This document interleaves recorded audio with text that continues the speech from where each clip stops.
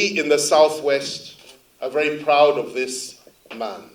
We're very proud of him because he exhibits the courage that every son of the Southwest has hidden within. We are a people that are slow to anger, but we are irresistible in battle. And Sunday Igboho represents that tendency. He has his views, strong views, and he's entitled to those views. Not everybody shares those views, but he's a man that has captured the imagination of the Yoruba nation, and he's a man that listens to the elders at all times and acknowledges them and never goes against their counsel, which makes him extraordinary in many ways. So he said I should convey his goodwill message to you. And of course, we have other leaders in the Southwest, people like Gani Adams, who I'm sure is very happy with this gathering.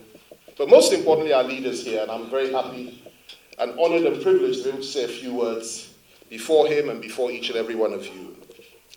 Now, let me speak for myself. And my views are very clear, are very simple, and really don't need too much enunciation because over the years I've made them very clear. But I will say this. In my view, we've got to a point in this country where we need to stop just talking and we need to start doing. What we are facing today, or rather what we are faced with, is nothing less than war knocking at our gate. Every single ethnic nationality in this country, without exception, is tooling up. When I say tooling up, that's what the British say. But here we say they are arming themselves, preparing for what may lie ahead, which nobody wants. And it is for us to try our very best to avoid going over that cliff edge. We've come here to talk about ethnic nationalities, restructuring, 2023, and so on and so forth. These are great concepts and important ideas. But the overwhelming majority of the people in this country, particularly the younger ones, in the Southwest, in the Southeast, in the Middle Belt, in parts of the core North itself, are no longer talking about these issues. They're not interested in 2023. They're decreasingly interested in restructuring. Many of them, I dare say most of them, are now talking about separation. They're talking about leaving the federation. And they're talking about referendums and self-determination. Now that is the reality of today, which most Nigerians and most Nigerian politicians refuse to acknowledge, particularly those in our age group and older. They refuse to acknowledge it.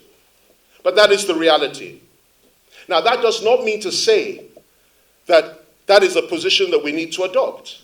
What it means is that we need to acknowledge it, respect it, and begin to work hard to ensure that they simply talk about it and they do not go into the mode of saying we will enforce it by the force of arms.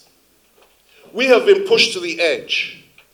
The policies of this government over the last 5 years, which has resulted in nothing but carnage, killing, mass murder, ethnic cleansing of our people, has pushed us to the edge.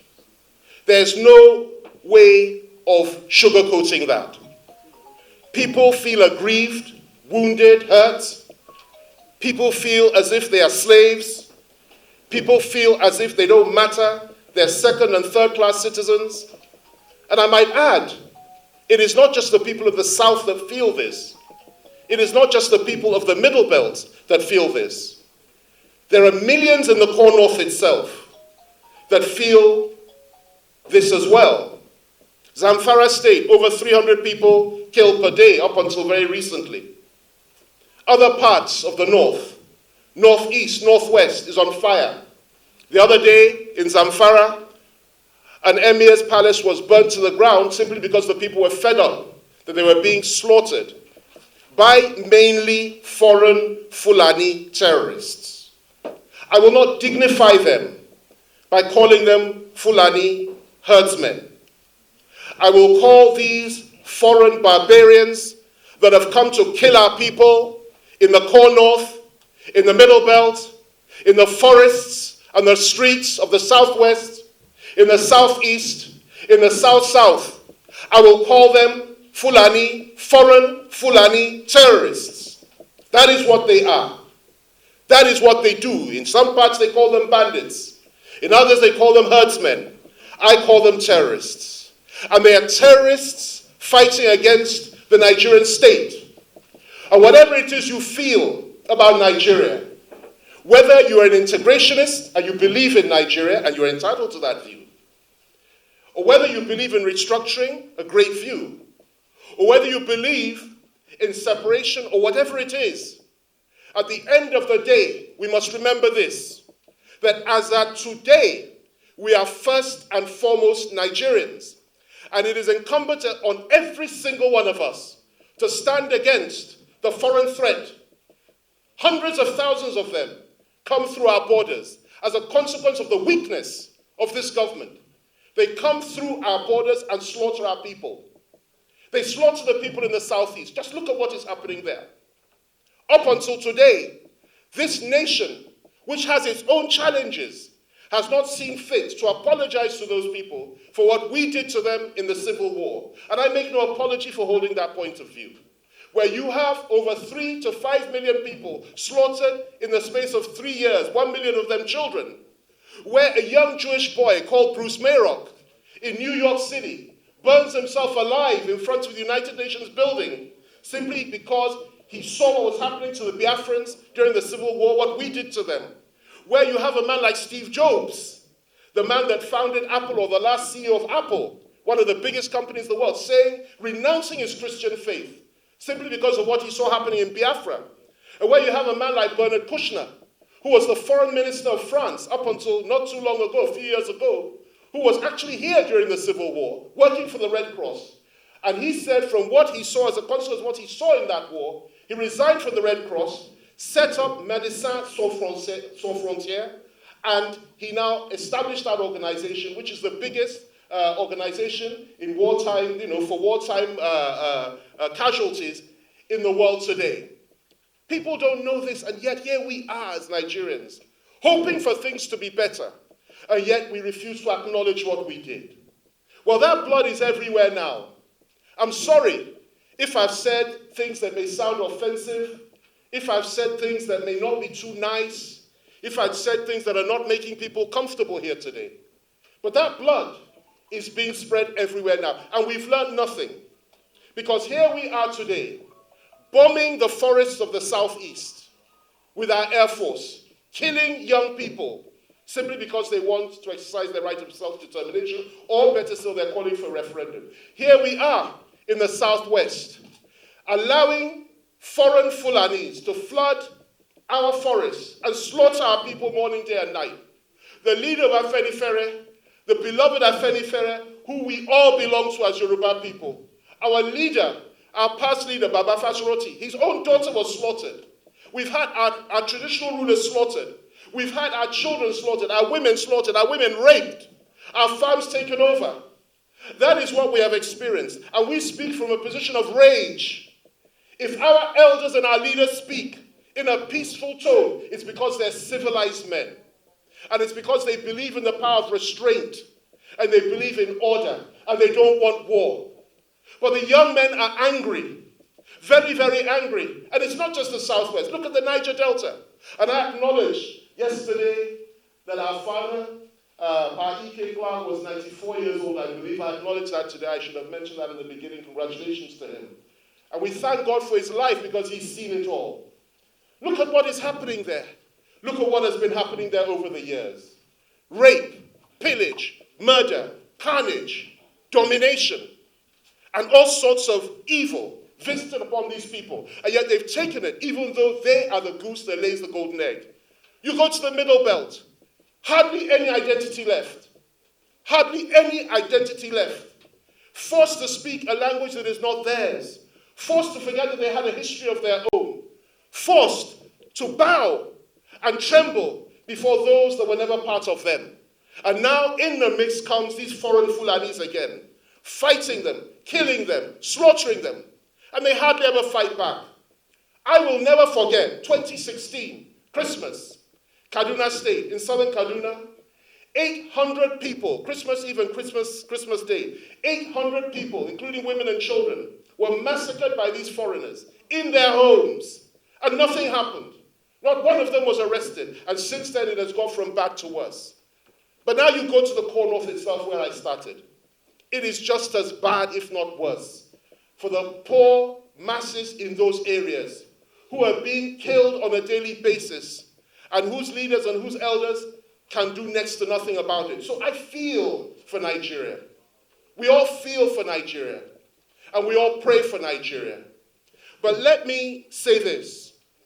If the Nigeria that people like Baba Adebanjo and Baba Olaito and Baba E.K. Clark and our elders from the north and the middle belt, and there are so many of them, Governor Chang and so many others, if that Nigeria does not present a platform whereby we are equal in every way before God and before the law, that Nigeria cannot be sustained.